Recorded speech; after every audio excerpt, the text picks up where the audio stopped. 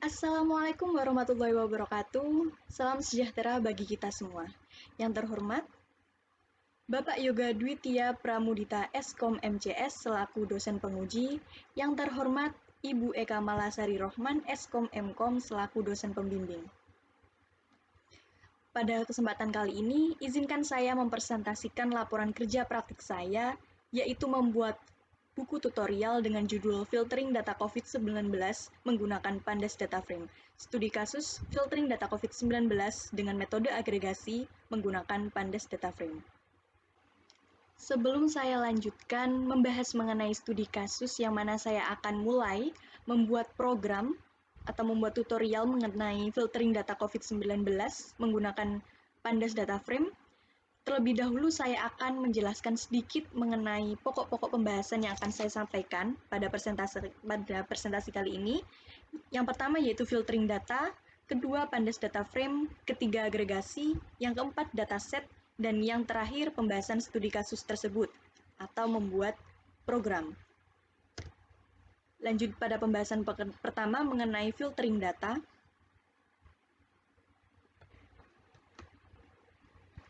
Filtering data. Pemfilteran data adalah metode memilih bagian yang lebih kecil dari kumpulan data dan menggunakan subset tersebut untuk dilihat atau dianalisis.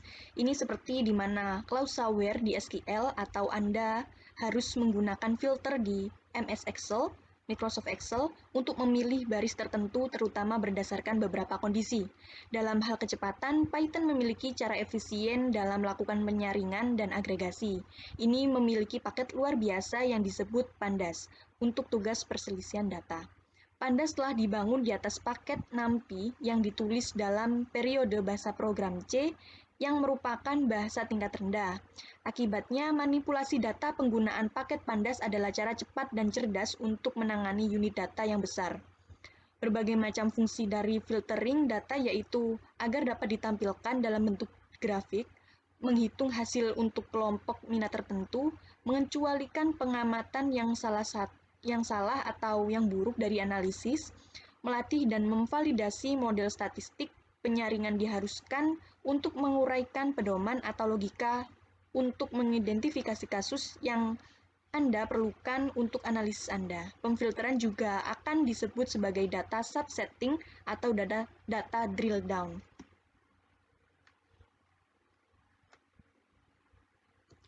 Kemudian lanjut pada pembahasan Pandas Data Frame. Baik, Pandas Data Frame adalah dua dimensi yang bisa berubah, mungkin bentuk data tabular heterogen dengan sumbu yang dikategorikan atau yang biasa disebut baris dan kolom. Bingkai data adalah bentuk data dua dimensi, yaitu catatan disejajarkan dengan mode tabular dalam baris dan kolom. Pandas Data Frame mencakup tiga komponen utama, yaitu data, baris, dan kolom. Pandas adalah library open source dengan lisensi BSD menawarkan struktur data dan alat analisis fakta berkinerja tinggi dan mudah digunakan untuk bahasa pemrograman Python. Pandas memiliki banyak versi operasi manipulasi data seperti group by, join, merge, melt, concatenation, dan juga untuk keperluan data cleansing seperti filtering dan juga replacing. Sebagian besar operasi dasar ini yang dapat dicapai pada Pandas Data Frame adalah membuat data frame, mengatasi baris dan kolom, mengindeks dan memilih data, berjalan dengan data yang kurang, iterasi pada baris dan kolom, membuat Pandas Data Frame.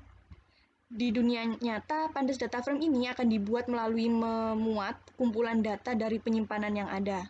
Penyimpanan dapat berupa database SQL, file CSV, dan file Excel. Pandas Data Frame dapat dibangun dari daftar kamus dan dari daftar kamus, dan lain-lain.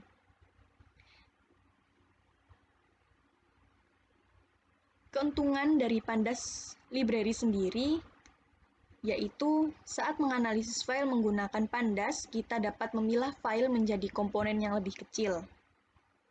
Setelah itu, Anda akan melakukan processing data untuk mendapatkan data yang paling diinginkan.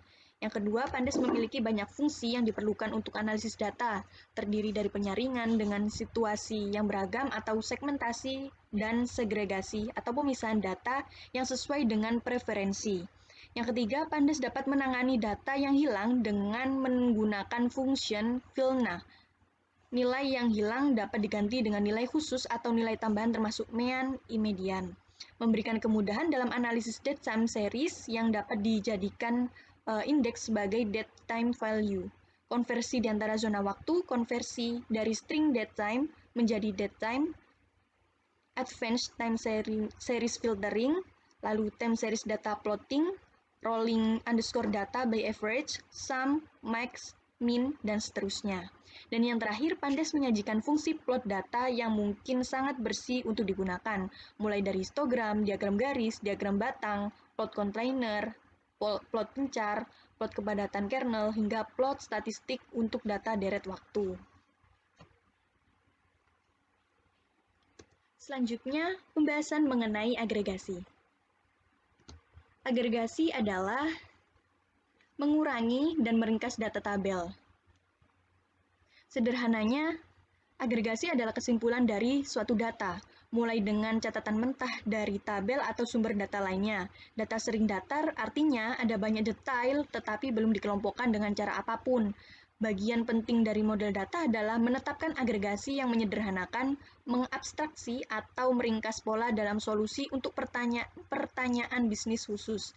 Agregasi yang paling umum seperti orang-orang yang menggunakan rata-rata, jumlah hitungan, distinct count, max, min, atau jumlah dapat dibuat dalam pengukuran secara otomatis dengan bantuan penggunaan autosum. Baik, berikut ini adalah dataset yang saya gunakan untuk dalam studi kasus. Ada data berupa file dengan format .csv. Data ini saya dapatkan pada sebuah sumber kaggle.com yang bisa Anda temukan di Google kaggle.com. Data ini adalah data COVID-19 dari bulan Maret 2020 hingga Maret 2021. Terdapat 37 kolom dan 13.014 baris data. Data ini akan kita filter dengan menggunakan Pandas Data Frame.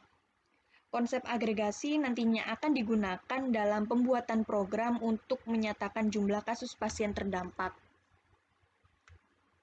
sembuh, dan juga meninggal dunia akibat wabah COVID-19 di seluruh provinsi Indonesia.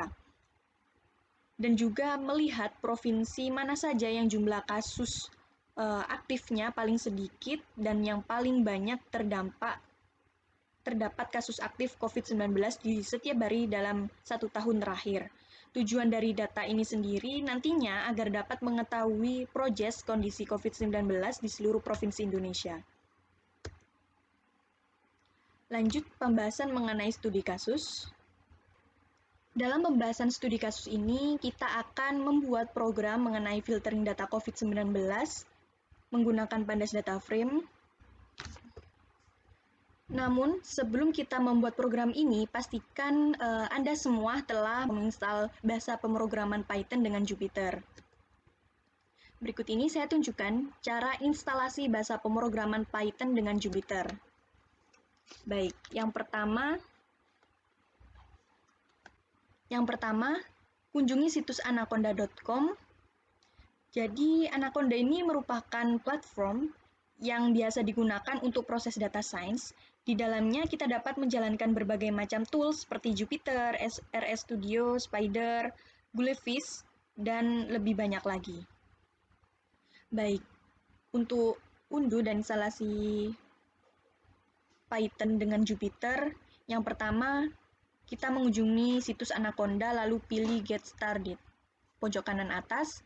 Yang kedua, pilih install Anaconda individual version yang paling bawah. Lalu selanjutnya, scroll ke bagian bawah laman, pilih file instalasi yang sesuai dengan perangkat kalian, Windows, Mac, atau Linux. 64 bit atau 32 bit, pilih Python versi 3.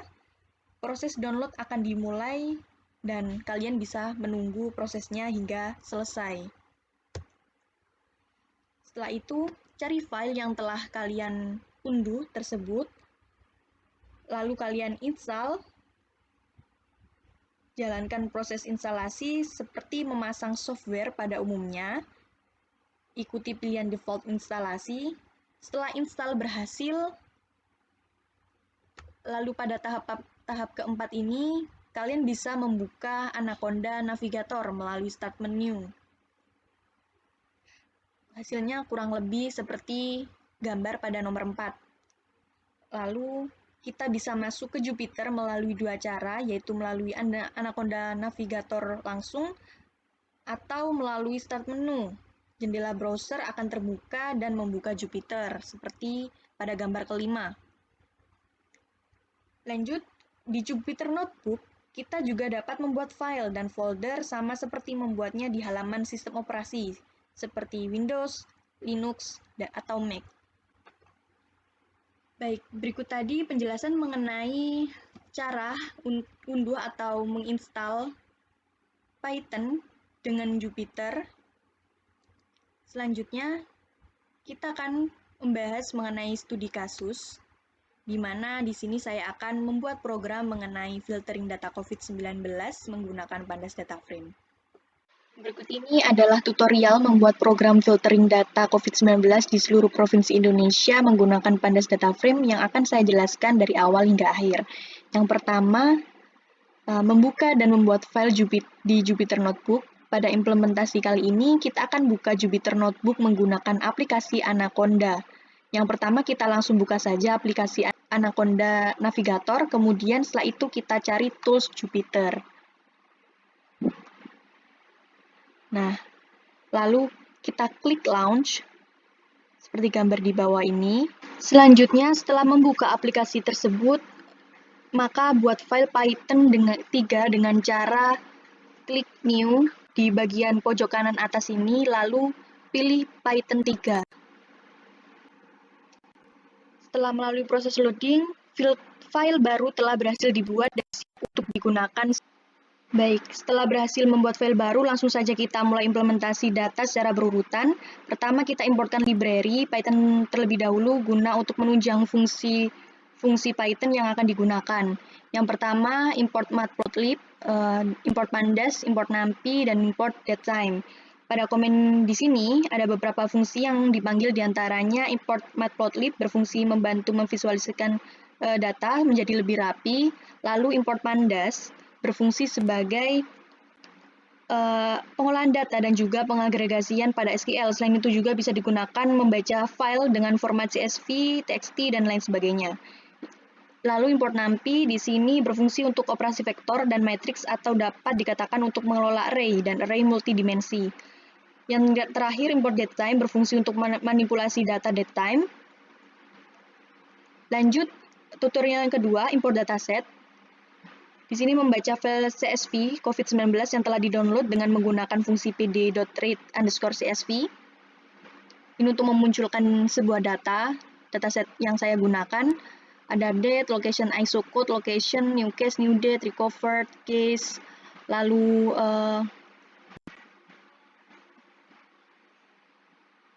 total recovered, longitude, new case per million, dan lain sebagainya. Lanjut, pada tutorial yang ketiga, yaitu melihat daftar kolom. Di sini, untuk dapat melihat daftar kolom apa saja yang ada dalam dataset yang kita punya, bisa menggunakan komen data column akan memunculkan keluaran sebagai berikut. Ini adalah kolom yang ada pada dataset saya. Lanjut yang keempat, memfilter data IDN dan juga data tanggal terbaru. Pada tahap keempat ini, kita memfilter data IDN dengan kriteria location ISO code, IDN, dan juga memfilter data tanggal terbaru. Mengambil data paling bawah dari dataset dengan kriteria data new, location ISO code IDN, dan juga rank date. Nah, dalam hal filtering data IDN ini, yang berarti memfilter data dengan lokasi IDN saja, dan untuk filtering data tanggal terbaru ini, yaitu untuk mengambil data paling bawah yang berisi informasi tanggal, bulan, dan tahun terbaru. Lanjut, pada filtering data terbaru. Filtering data terbaru ini menampilkan jumlah orang yang terdampak COVID-19, orang yang sembuh, dan orang yang meninggal akibat COVID-19 di seluruh provinsi Indonesia. Data terakhir update pada tanggal 28 Maret 2021. Nah, di sini hasil filtering di atas dapat mengetahui total kasus di seluruh provinsi Indonesia berjumlah 1.496.085 jiwa. Lalu total kasus sembuh di seluruh provinsi Indonesia berjumlah 1.331.400 jiwa dan total kasus kematian di seluruh provinsi Indonesia berjumlah 40.449 jiwa. Lanjut tutorial ke-6, yaitu filtering jumlah kasus baru yang meningkat dalam setiap bulan. Di sini memfilter jumlah kasus baru yang meningkat dalam setiap bulan dalam 3 kasus pasien COVID-19, yaitu new recovered, new death, dan juga new case, dalam bentuk sebuah grafik. Nah, di sini dalam grafik berwarna biru, untuk kasus aktif di atas dapat dilihat dari bulan Maret 2020 hingga bulan Januari 2001, angka atau jumlah kasus aktif COVID-19 terus meningkat. Di sini terus meningkat, lalu mengalami kenaikan parah pada bulan Februari 2021 dengan total 13.094 jiwa. Setelah itu mengalami penurunan jumlah kasus aktif pada bulan berikutnya, yaitu pada bulan Maret 2021, dengan total kasus 8.493 jiwa. Akan tetapi jumlah kasus aktif masih terbilang tinggi dibandingkan jumlah kasus aktif 2 bulan yang lalu, yaitu pada bulan Januari 2021, dengan total kasus aktif baru, yaitu berjumlah 6.528. Lalu pada meninggal baru di sini, grafik berwarna kuning, kasus meninggal baru dapat dilihat dari bulan Maret 2020 hingga Januari 2021 mengalami kenaikan terus, hingga jumlah kasus meninggal mengalami kenaikan cukup parah pada bulan Februari 2001 dengan total 336 jiwa. Setelah itu mengalami penurunan jumlah kasus meninggal pada bulan berikutnya, yaitu bulan Maret 2021 dengan total 264 jiwa. Akan tetapi sama dengan kasus terbaru,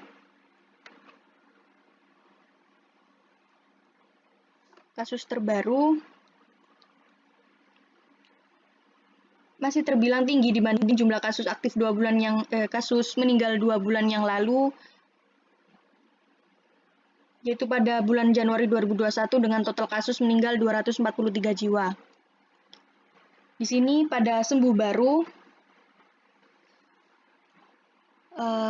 grafik berwarna hijau dapat dilihat dari bulan Maret 2020 hingga Januari 2021 terus mengalami peningkatan jumlah kasus sembuh dari virus COVID-19 hingga mengalami kenaikan kasus sembuh pada bulan Februari 2021 dengan total 10.868 jiwa yang sembuh dari paparan virus COVID-19. Setelah itu mengalami penurunan jumlah kasus sembuh pada bulan berikutnya, yaitu bulan Maret 2021 dengan total 8.686 jiwa.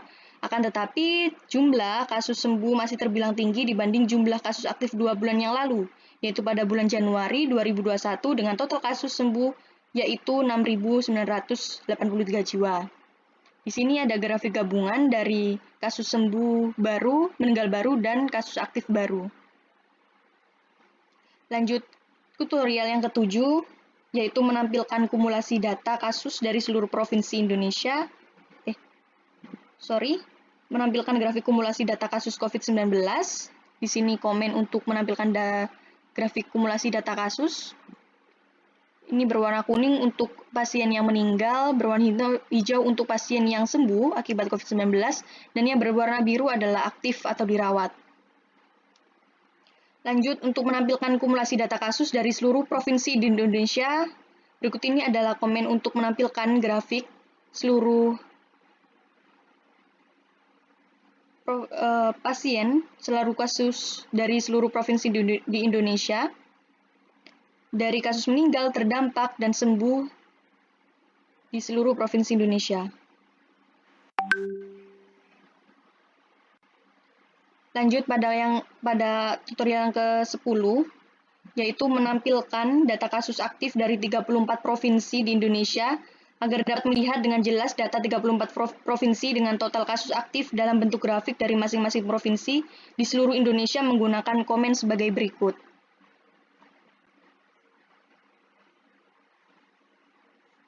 Di sini terlihat kasus aktif dari DKI Jakarta tertinggi, kasus aktif tertinggi dari setiap provinsi, dari 34 provinsi seluruhnya. Lanjut, tutorial yang terakhir yaitu metode agregasi menggunakan Pandas Data Frame. Selanjutnya, memfilter data menggunakan metode agregasi untuk mengetahui dampak kasus aktif COVID-19 dengan jumlah yang terdampak kasus aktif paling tinggi atau max dan paling rendah min terletak di provinsi mana saja dari setiap hari dalam 1 tahun terakhir.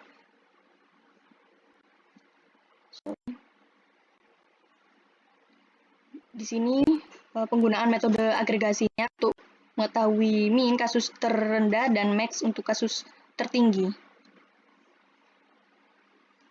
Memunculkan keluaran pada daftar kasus tertinggi di Provinsi Jawa Barat, lalu DKI Jakarta, Jawa Tengah, Papua, dan Jawa Timur.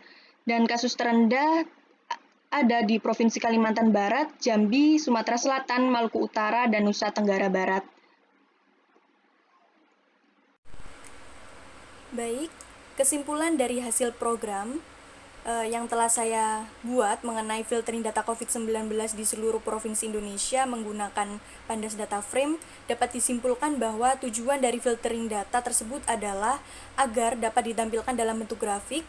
Fungsi dari filtering data adalah proses memilih bagian yang lebih kecil dari kumpulan data dan menggunakan subset itu untuk melihat atau menganalisis. Ada 7 data yang telah melakukan proses filtering, yaitu filtering data IDN, filtering tanggal terbaru, filtering jumlah orang yang terdampak COVID-19, yang sembuh dan yang meninggal dunia akibat terpapar COVID-19 di seluruh provinsi Indonesia, lalu juga memfilter jumlah kasus baru yang meningkat dalam setiap bulan dalam 3 kasus pasien COVID-19, yaitu yang terdampak, sembuh, dan meninggal dunia. Lalu yang terakhir yaitu filtering data menggunakan metode agregasi untuk mengetahui dampak kasus aktif COVID-19 dengan jumlah yang terdampak kasus aktif paling tinggi atau max dan paling rendah atau min terletak di provinsi mana saja dari setiap hari dalam 1 tahun terakhir. Konsep agregasi digunakan untuk menyatakan jumlah, min, dan max dari suatu data. Penggunaan metode agregasi dalam program ini adalah untuk mengetahui dampak kasus aktif COVID-19 di seluruh provinsi Indonesia dengan jumlah yang terdampak kasus aktif paling tinggi terletak di Provinsi Jawa Barat, DKI Jakarta, lalu di Provinsi Jawa Tengah, dan juga di Provinsi Papua, dan yang terakhir di Provinsi Jawa Timur. Lalu untuk jumlah yang terdampak kasus aktif paling rendah terletak di Provinsi Kalimantan Barat, di Provinsi Jambi, lalu di Provinsi Sumatera Selatan, dan juga Provinsi Maluku Utara, dan yang terakhir di Provinsi Nusa Tenggara Barat. Data tersebut terhitung dari setiap hari dalam 1 tahun terakhir. Target akhir dalam pembuatan program filtering data COVID-19 di seluruh provinsi Indonesia ini menggunakan Pandas Data Frame, yaitu untuk divisualisasikan setelah dilakukannya proses filtering data. Tujuan dari data ini adalah untuk mengetahui progres kondisi COVID-19 di seluruh provinsi Indonesia. Sekian presentasi yang dapat saya sampaikan, kurang lebihnya mohon maaf jika ada kesalahan kata atau kalimat dalam pengucapan. Terima kasih atas perhatiannya. Wassalamualaikum warahmatullahi wabarakatuh.